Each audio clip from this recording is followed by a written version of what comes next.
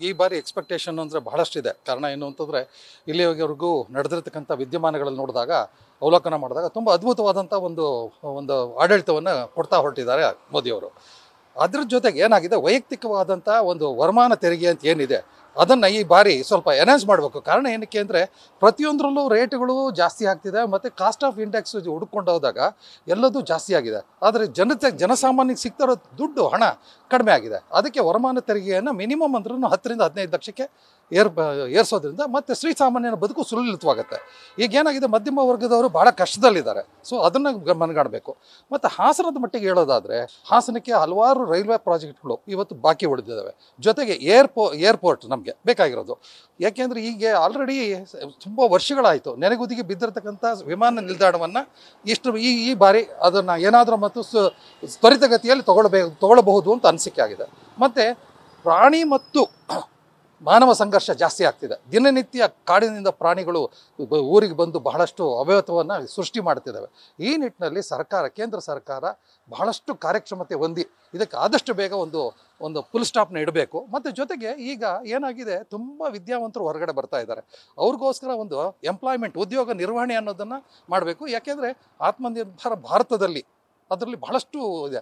ಮತ್ತು ಅಮೃತ ಯೋಜನೆ ಅಡಿಯಲ್ಲಿ ರೈಲ್ವೆ ನಿಲ್ದಾಣಗಳನ್ನು ಉನ್ನತೀಕರಣ ಮಾಡುವುದು, ಅದ್ರ ಬಗ್ಗೆ ಭಾಳಷ್ಟು ಸುಲಭವಾದಂಥ ವಿದ್ಯಮಾನಗಳನ್ನು ಮೋದಿಯವರು ಅಲಂಕರಿಸಿದ್ದಾರೆ. ಅದು ಭಾಳ ಹೆಮ್ಮೆಯ ವಿಷಯ. ಆದ್ರೂ ಜೊತೆಗೆ ತ್ವರಿತಗತಿಯಲ್ಲಿ ಕೆಲವೊಂದು ಈಗ ಯೋಜನೆಗಳು ಬಿದ್ದಿದ್ದಾವೆ ಕರ್ನಾಟಕದಲ್ಲಿ ಮತ್ತು ಹಾಸನ ಜಿಲ್ಲೆಯ ಮಟ್ಟಿಗೂ ಹೇಳೋದಾದರೆ ಕರ್ನಾಟಕದಲ್ಲಿ ಇನ್ನೂ ಆದಷ್ಟು ಬೇಗ ಈ ರೈಲ್ವೆ ಯೋಜನೆಗಳನ್ನು ಮಾಡಿದ್ದೇ ಆದರೆ ಅದಕ್ಕೆ ಒಂದು ಒಳ್ಳೆ ಉತ್ತೇಜನ ಸಿಗಬಹುದು.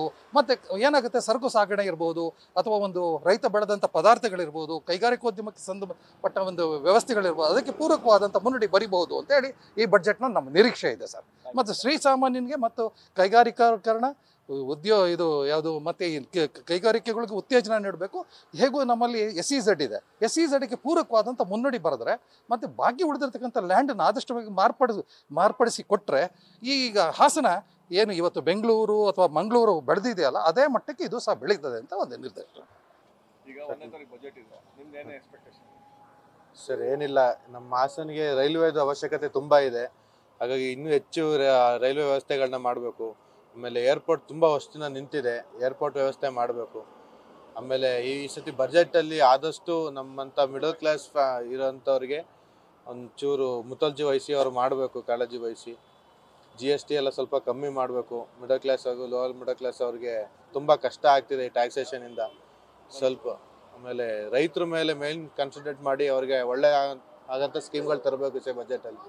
ಅಂದರೆ ಬಜೆಟಲ್ಲಿ ಏನು ಅಂತಂದರೆ ರೈತರಿಗೆ ಸಾಲ ಮನ್ನಾ ಮಾಡಬೇಕು. ಸಾಲ ಮನ್ನಾ ಮಾಡಿ ತುಂಬ ವರ್ಷ ಆಗೈತೆ, ಅದೊಂದು ಮೇಯ್ನು ಆಗಿ ನಾವು ಬಜೆಟಲ್ಲಿ ನೋಡ್ಬೋದು. ಅದಾದಮೇಲೆ ನೆಕ್ಸ್ಟು ಏನು ಅಂತಂದರೆ ಎಲ್ಲರಿಗೂ ಟ್ಯಾಕ್ಸು ಪ್ರತಿಯೊಬ್ಬರಿಗೂ. ಭಿಕ್ಷೆ ಬೇಡವ್ರ ಹತ್ರನೂ 18% ಟ್ಯಾಕ್ಸು, ಪಾನಿಪುರಿ ಮಾರೋರ ಹತ್ರನೂ 18% ಟ್ಯಾಕ್ಸು, ಪ್ರತಿಯೊಬ್ಬರು ಎಲ್ಲದಕ್ಕೂ ಟ್ಯಾಕ್ಸ್ ಕಟ್ಟಲೇಬೇಕು. ಅದನ್ನು ಫಸ್ಟ್ ಕಡಿಮೆ ಮಾಡಬೇಕು. ಅದಾದಮೇಲೆ ನೆಕ್ಸ್ಟು ಈ ಬಜೆಟಲ್ಲಿ ಏನು ಅಂತಂತಂದರೆ ಬಜೆಟಲ್ಲಿ ಏನು ಅಂತಂದರೆ ನಮಗೆ ರೈತರಿಗಾಗಲಿ ಮತ್ತು ದೇಶದ ಜನತೆಗಾಗಲಿ ಮಿಡಲ್ ಕ್ಲಾಸ್ ಫ್ಯಾಮಿಲಿಯವರೇ ಹೆಚ್ಚಾಗಿ ಗೋಲ್ಡ್ ಮಾಡಿಸ್ತಿರೋದು. ಮದುವೆಗಾಗಲಿ ಅವ್ರಿಗೆ ಬಳಸೋಕ್ಕಾಗಲಿ ಗೋಲ್ಡ್ ಮಾಡಿಸ್ತಿರೋದು. ಅದರಲ್ಲಂತೂ ಗೋಲ್ಡಲ್ಲಂತೂ ಇವತ್ತು ರೈಟು 7,500 ರೂಪಾಯಿ ಆಗೈತೆ 1 ಗ್ರಾಮಿಗೆ. ಅದನ್ನಂತೂ ತಗೊಳಕ್ಕಂತೂ ಆಗಲ್ಲ. ಬಜೆಟಲ್ಲಿ ಇದೆಲ್ಲನೂ ನೋಡಿ ರೈತರಿಗೆ ಫಸ್ಟ್ ಆಫ್ ಆಲ್, ಆಮೇಲೆ ನಮ್ಮ ದೇಶದಲ್ಲಿ ಇದು ಇಂಥದ್ದು ಅನಾಥಾಶ್ರಮಗಳು ಇಂಥವಕ್ಕೆಲ್ಲ ಮೇಂಟೆನೆನ್ಸ್ ಏನೂ ಮಾಡ್ತಿಲ್ಲ. ಅದಾಗಿ ರೋಡ್ ಸೈಡಲ್ಲಿ ಜಾಸ್ತಿ ಜನ ಇದ್ದಾರೆ, ಇದ್ರ ಬಗ್ಗೆ ತಲೆ ಕೆಡಿಸ್ಕೊತಿಲ್ಲ. ಅದರಲ್ಲಾಗಿ ಉದ್ಯಮಿಗಳ್ದೇ ಸಾಲ ಮನ್ನಾ ಜಾಸ್ತಿ ಮಾಡ್ತಿರೋದು. ಅದನ್ನು ಬಿಟ್ಟರೆ ಇನ್ಯಾರಿಗೂ ಮನ್ನಾ ಆಗಲಿ ಏನೂ ಆಗಲಿ ಮಾಡಿಲ್ಲ. ಇದಕ್ಕೋಸ್ಕರ ಏನು ಹೇಳೋದು ಅಂದರೆ ದೇಶದಲ್ಲಿ ಅಂತಂದ್ರೆ ಮಿಡಲ್ ಕ್ಲಾಸು ಅದಕ್ಕಿಂತ ಬಡವರು ಯಾವಾಗಲೂ ಉನ್ನತದಲ್ಲಿರೋರನ್ನೇ ನೋಡ್ತಾರೆ. ಕಡಿಮೆ ಅಂತ ಇರೋರನ್ನೂ ಸ್ವಲ್ಪ ಗಮನ ಮಾಡಿ ಇದೆಲ್ಲನೂ ನಾವು ಬಜೆಟಲ್ಲಿ ನೋಡಬೇಕಾಗುತ್ತೆ. ಅವ್ರಿಗೆ ಮನ್ನಾ ಮಾಡೋದಾಗಿರ್ಬೋದು. ಮತ್ತು ಸಾರಿಗೆ ವ್ಯವಸ್ಥೆ, ಕೆಲವೊಂದು ಊರಿಗೆ ಸಾರಿಗೆ ಅನ್ನೋದೇ ಇನ್ನೂ ಇಲ್ಲ. ಅದ್ರ ಮೇಲೆ ರೋಡು ವ್ಯವಸ್ಥೆ ಇದೆಲ್ಲ ಅಧಿಕಾರಿಗಳು ಸಖತ್ತು ಗಮನ ಕೊಟ್ಟು ಜನರಿಗೆ ಸ್ಪಂದಿಸಿ ಒಂದು ಬಜೆಟಲ್ಲಿ ಅವ್ರಿಗೆ ಅನುಕೂಲ ಆಗೋ ರೀತಿಯಲ್ಲಿ ಮಾಡಬೇಕು ಅಂತ ಸರ್. ಈಗ ನೆಕ್ಸ್ಟು 2025 ಫೆಬ್ರವರಿ 1ಕ್ಕೆ ಬಜೆಟ್ ಬರ್ತಾ ಇದೆ, ಸೆಂಟ್ರಲ್ ಬಜೆಟು.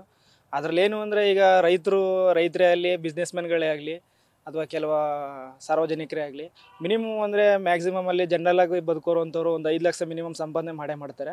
ಈ 5 ಲಕ್ಷಕ್ಕೂ ಟ್ಯಾಕ್ಸ್ ಕಟ್ಟೋದು ಅಂದರೆ ಅವರಂತೂ ಅವ್ರ ಕೈಲಿ ಆಗೋದಿಲ್ಲ. ಅದರಿಂದ ಆ ಟ್ಯಾಕ್ಸ್ನ ಕಮ್ಮಿ ಮಾಡಬೇಕು.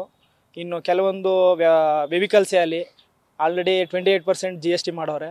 ಅದಂತೂ ಈಗ ಕಟ್ಟೋಕ್ಕೆ ಆಗ್ತಿಲ್ಲ. ಅದನ್ನು ಇನ್ನೂ ಇಳಿಕೆ ಮಾಡಬೇಕು. ರೈತರದ್ದು ಹೇಳ್ಬೇಕಂದ್ರೆ ಸಾವಯವ ಗೊಬ್ಬರಗಳಾಗಲಿ, ರಾಸಾಯನಿಕ ಗೊಬ್ಬರಗಳಲ್ಲಿ ಸಬ್ಸಿಡಿ ಸಿಗೋಷ್ಟನ್ನ ಕಮ್ಮಿಲಿ ಬರಬೇಕು ಅವ್ರಿಗೆ.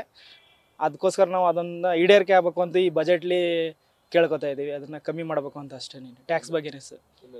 ನಮ್ಮ ಹೆಸರು ರವಿಕುಮಾರ್ ಅಂತ, ಎಕ್ಸ್ಪ್ರೆಸ್ ಮೈಸೂರಿಂದ ವರ್ಕ್ ಮಾಡೋ, ಮೈಸೂರಲ್ಲಿ ಇರೋದು ನಾವು. ಇವಾಗ ಫಾರ್ ಸ್ಯಾಲ್ರಿಡ್ ಎಂಪ್ಲಾಯ್ಡ್ ಆಗಲಿ, ಮಿಡಲ್ ಕ್ಲಾಸ್ ಎಂಪ್ಲಾಯ್ಗಾಗಲಿ, ಮಿಡಲ್ ಕ್ಲಾಸ್ ಎಂಪ್ಲಾಯ್ನೇ ತೀರಾ ಸಫರ್ ಆಗ್ತಾರೆ ಸರ್. ನಾನು ಒಂದು 7 lakhs ದುಡಿದ್ರೆ 7 lakhsಲ್ಲೂ ಟ್ಯಾಕ್ಸ್ ಕಟ್ತಾ ಇದ್ದೀನಿ, ಇನ್ಕಮ್ ಟ್ಯಾಕ್ಸ್ ಕಟ್ತಾ ಇದ್ದೀನಿ. ಮತ್ತು ನಾನು ಏನಾದರೂ ರೆಸ್ಟೋರೆಂಟ್ಗೆ ಹೋದರೆ ಅದರಲ್ಲೂ GST ಕಟ್ತಾ ಇದ್ದೀನಿ. ಮತ್ತು ನಾನು ರೋಡ್ ಯೂಸ್ ಮಾಡಿದರೆ ಅದಕ್ಕೆ ಟೋಲ್ ಕಟ್ತಾ ಇದ್ದೀನಿ. ಮತ್ತು ಕಾರ್ ತೊಗೊಂಡ್ರೆ ಅದಕ್ಕೂ ಟ್ಯಾಕ್ಸ್ ಕಟ್ತಾ ಇದ್ದೀನಿ. ಹೊಸ ಕಾರ್ ತೊಗೊಂಡ್ರು ಟ್ಯಾಕ್ಸ್ ಕಟ್ತಾ ಇದ್ದೀನಿ, ಕಾರ್ ತೊಗೊಂಡಾದ್ಮೇಲೆ ಟ್ಯಾಕ್ಸ್ ಕಟ್ತಾ ಇದ್ದೀನಿ, ಪೆಟ್ರೋಲಲ್ಲೂ ಟ್ಯಾಕ್ಸ್ ಕಟ್ತಾ ಇದ್ದೀನಿ. ವರ್ಷಕ್ಕಲ್ಲ, ಲೋನ್ ತಗೊಂಡ್ರೆ ಅದಕ್ಕೂ ಟ್ಯಾಕ್ಸ್ ಕಟ್ತಾ ಇದ್ದೀನಿ, interest. So over all sir ನನಗೆ ತಿನ್ನಕ್ಕೇನು ಸಿಗ್ತಾ ಇಲ್ಲ, ಉಳ್ತಾ ಇಲ್ಲ ಸರ್. ಎಜುಕೇಷನ್ ಫೀಸ್ ನೋಡಿ ಎಷ್ಟು ಜಾಸ್ತಿ ಆಗಿದೆ, ಅದಕ್ಕೂ ಟ್ಯಾಕ್ಸ್ ಇದೆ ಸರ್. ಇವಾಗ ನಾನು ಟ್ಯೂಷನ್ ಕಟ್ರು ಅಫಿಷಿಯಲ್ ಆಗಿ ಅದಕ್ಕೂ ನಾನು ಟ್ಯಾಕ್ಸ್ ಕಟ್ಟಬೇಕು ಸರ್. ಸೊ ಇದೆಲ್ಲ ನೋಡಿದರೆ ಸರ್ ಇವಾಗ ನೀವು ರೀಸೆಂಟ್ಲಿ ನೋಡಿ FMCG ಮಾರ್ಕೆಟ್ ಎಲ್ಲ ಬಿದ್ದೋಗಿದೆ sir. This is a clear cut sign ದಟ್ಗೆ FMCG ಬಿದ್ದೋದ್ರೆ ಸರ್ ಮಾರ್ಕೆಟಲ್ಲಿ ನಾರ್ಮಲ್ ಜನಗಳ ಹತ್ರ ಡೈಲಿ ಯೂಸ್ ಮಾಡ್ತಾರಲ್ಲ ಐಟಮ್, ಅದು ತೊಗೊಳಕ್ಕೆ ದುಡ್ಡಿಲ್ಲ ಅಂತ ಅರ್ಥ. ಅದು ಈ ಹಿಂದೂಸ್ತಾನ್ ಯೂನಿಲಿವರ್ ಅವ್ರು ಹೇಳಿದ್ದಾರೆ, we have compare to last year ನಮ್ಮದು ಸೇಲ್ ಬಿದ್ದೋಗಿದೆ ಅಂತ. ಮತ್ತು ITC ಅವರು ಹೇಳಿದ್ದಾರೆ, ITC FMCG ಪ್ರಾಡಕ್ಟ್ ಬಿದ್ದಿದೆ ಅಂದರೆ ದಟ್ ಈಸ್ ಕ್ಲಿಯರ್ ಅಂಡರ್ಸ್ಟ್ಯಾಂಡಿಂಗ್ ದಟ್ಗೆ ಜನಗಳ ಹತ್ರ ದುಡ್ಡೇ ಇಲ್ಲ ಅಂತ. So I just request all the government, ಸ್ವಲ್ಪ ನಮಗೂ ಸೌಲಭ್ಯ ಮಾಡಿಕೊಟ್ಟು ಟ್ಯಾಕ್ಸ್ ಎಲ್ಲ ಕಡಿಮೆ ಮಾಡಿದರೆ ನಾವು ಸ್ವಲ್ಪ ಬದುಕ್ತೀವಿ ಸರ್. ಇಲ್ಲಾಂದರೆ ನಾವು ದುಡಿತಾನೇ ಇರ್ತೀವಿ ಸರ್. ಉದ್ಯಮಿಗಳು ಅವರು ಬೆಳೀತಾನೆ ಇರ್ತಾರೆ ಸರ್. ನಮ್ಮ ಬಗ್ಗೆನೂ ಯೋಚನೆ ಮಾಡಬೇಕು ಸರ್ ಗೌರ್ಮೆಂಟು. ನ್ಯೂಸ್ ಫಸ್ಟ್, ನಿರ್ಭೀತಿಯಿಂದ ನಿಮ್ಮ ಪರವಾಗಿ.